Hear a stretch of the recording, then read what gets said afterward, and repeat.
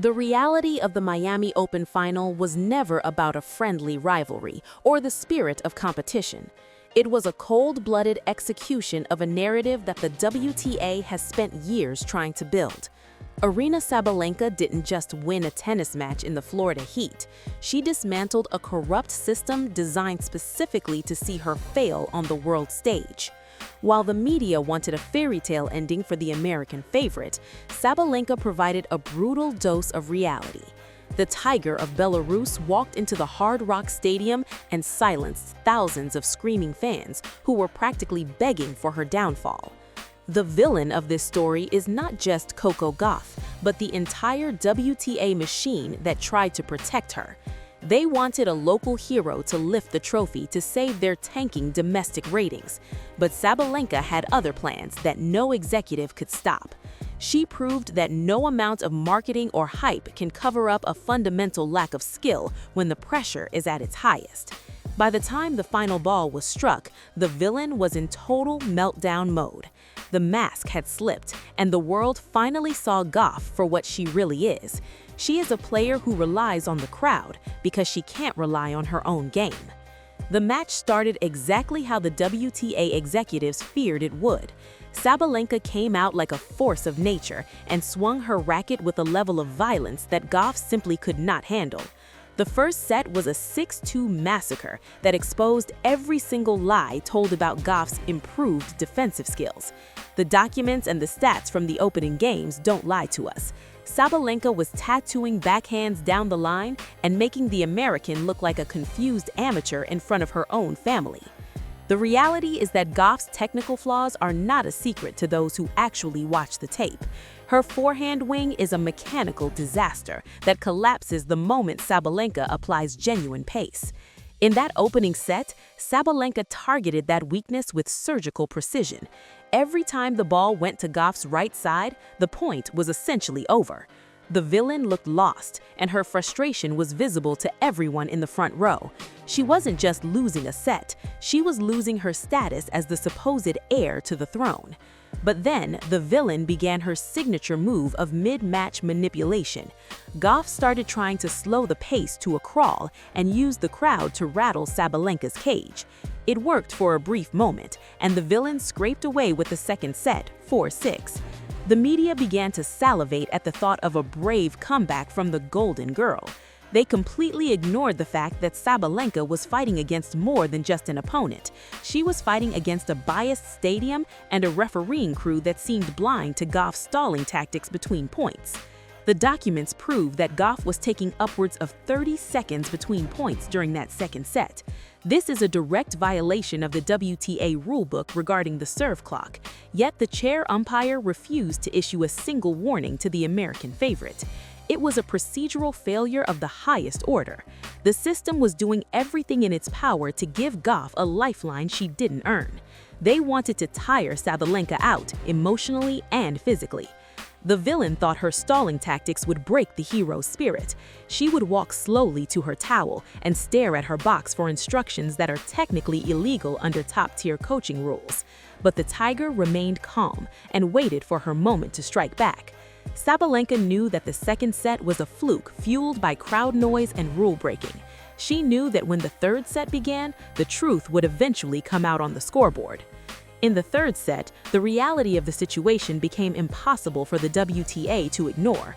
Gauff's game didn't just bend under the weight of the moment, it shattered into a million pieces. Her serve, which the league has tried to market as a legendary weapon, became a total liability. The double fault started piling up, and the pressure of being the chosen one finally broke her spirit. Sabalenka snatched the momentum back in the very first game of the decider and never looked back. The villain thought she could use her home court advantage to bully the world number one. She thought the American dream narrative would carry her across the finish line without her actually hitting a decent ground stroke. But Sabalenka is a truth teller who deals in raw power rather than PR stunts. She rolled to a 6-3 victory in the final set to complete the Sunshine Double. This win made her the only woman in history to win the Sunshine Double in both singles and doubles. This isn't just a simple tournament win for the record books. It is a total and complete takeover of the sport by a woman the WTA tried to suppress. The Tiger has officially ended the debate about who the real leader of the tour is. Gauff was left standing at the net with a stunned expression because her script didn't go according to plan. She expected Sabalenka to fold like she has in the past, but the new Sabalenka is a different breed of champion. The fallout from this match is only just beginning for the villain and her team. While the media tries to paint Gauff as a fighter who fell short, the evidence points to a much darker reality. Before the tournament even began, Gauff's team was already planting the seeds for a massive excuse. They leaked reports of a nerve disorder in her left arm to certain friendly journalists. They even suggested she might sit the tournament out to rest. This was a calculated lie designed to garner sympathy and provide a ready-made excuse for when she inevitably lost. The reality is that once the private MRI showed zero actual damage, Gauff magically decided she was fit to play the full schedule. She didn't want to miss out on the massive appearance fees or the chance to be the center of attention in her own state. But you can't have it both ways in professional sports. You can't claim to be a warrior fighting through a mysterious illness while simultaneously collapsing under the weight of your own double faults. The nerve disorder story was a procedural failure by her PR team that Sabalenka completely exposed on the court. If Gauff was truly injured, she wouldn't have been able to sprint for 3 hours in the Florida humidity. The facts show that her movement was perfect throughout the match. The only thing that was hurting was her pride. Sabalenka's victory pulled the curtain back on the injury lie and showed the world that Gauff's camp was desperate. The WTA playbook for Gauff has always been very simple to understand. They hype her up and ignore her massive technical flaws, and then hope she wins by sheer luck. But Sabalenka is the massive glitch in their corporate matrix. She won 74.5% of her first serve points during that final match. She hit 0 double faults in the final set, compared to Gauff's mounting errors and service meltdowns. These are the hard facts that the WTA doesn't want the fans to focus on.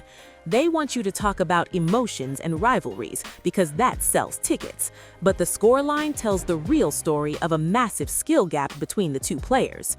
The industry is already starting to distance itself from the Gauff project after this embarrassment.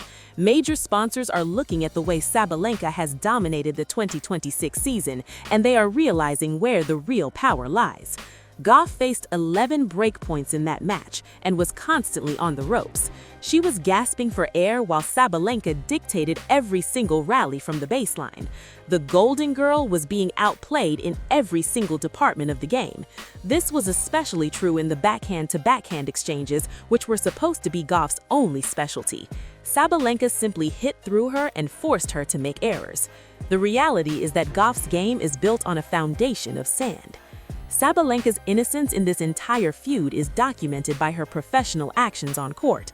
Despite the crowd's extreme hostility and the WTA's obvious bias, she remained a total professional. She didn't complain to the umpire about the constant screaming during her ball toss. She didn't engage in any of the villain's childish mind games at the net. She simply stayed focused on the yellow ball and crushed it into the corners.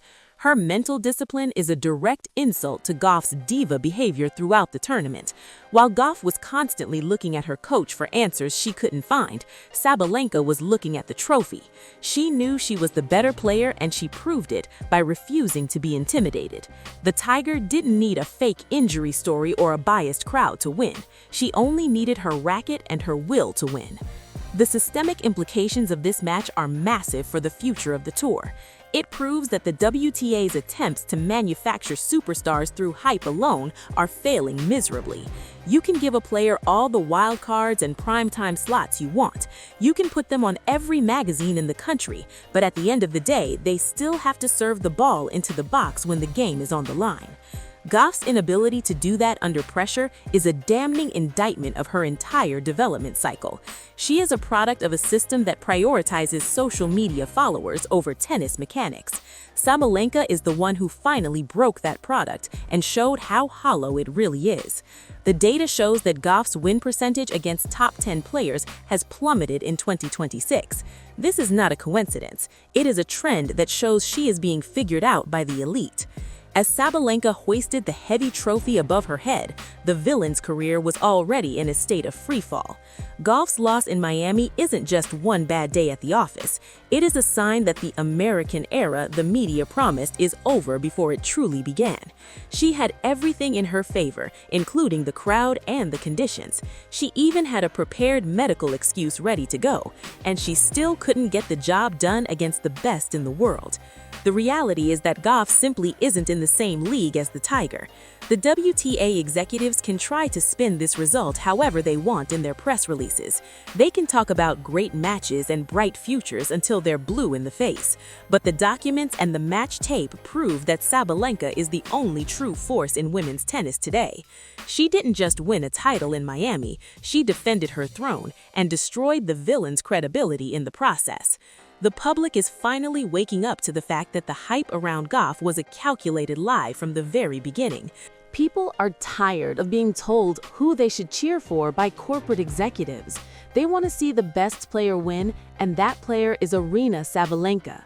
Her victory is a win for anyone who values hard work over fake PR narratives. She has cemented her name in history as the undisputed queen of the hard courts. Meanwhile, the villain is left with nothing but a silver plate and a long list of excuses that nobody believes anymore. Her team is scrambled and trying to figure out how to save her failing brand. But you can't save a brand that has been exposed on live television. The Tiger didn't just beat Gauff, she humiliated the entire machine that stands behind her. This was the moment the balance of power shifted forever. The world saw the absolute truth in Miami during those 3 sets. They saw a hero who was too strong to be rigged and a villain who was too weak to back up her own arrogance.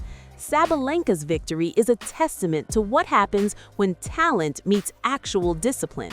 She has silenced the doubters and the haters who said she would never be consistent. She is the ultimate champion of the modern era. The fall of Gauff is just the beginning of a larger shift in the sport. As Sabalenka continues to dominate the Grand Slams and the 1,000 level events, the gap will grow. The manufactured stars will continue to fade away, while the real warriors take center stage. The industry is finally shifting, and the power is where it belongs. Sabalenka is the future and the present of tennis. The villain thought she could use the Miami Open to prove she belonged at the top of the mountain. She thought she could take down the world #1 and become the face of the sport. But she learned a very expensive and public lesson. You can't beat a champion like Sabalenka with smoke and mirrors. You can't win when your own game is built on a foundation of double faults and desperation. The villain's reputation is now in total ruin among serious tennis analysts. Every time she steps onto the court from now on, people will remember how she folded in front of her home crowd. They will remember how she tried to use a nerve disorder to hide her own failures as an athlete. Sabalenka didn't just win a match in Florida, she ended an entire era of lies.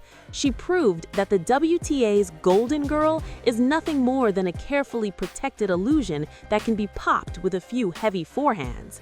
The Tiger is roaming free and there is nobody left to stop her. The system tried to crown a queen, but the real queen showed up and took what was hers. The era of Gauff is over and the era of Sabalenka is just beginning. The documents show the financial impact of this win for Sabalenka will be in the tens of millions. She is now the most marketable athlete in the sport because she actually delivers results. The villain will have to settle for the scraps, while the hero takes the lion's share of the glory. This is justice in its purest form on the tennis court. The truth has finally come out and it is wearing a Sabalenka kit. The match in Miami will be remembered as the day the hype finally died. It will be remembered as the day the Tiger proved that power and truth will always beat a manufactured narrative. Sabalenka is standing tall while Gauff is left picking up the pieces of a broken career. The world is watching, and the world finally knows the truth about the WTA's favorite villain. Gauff thought she'd destroy Sabalenka, but she only destroyed herself.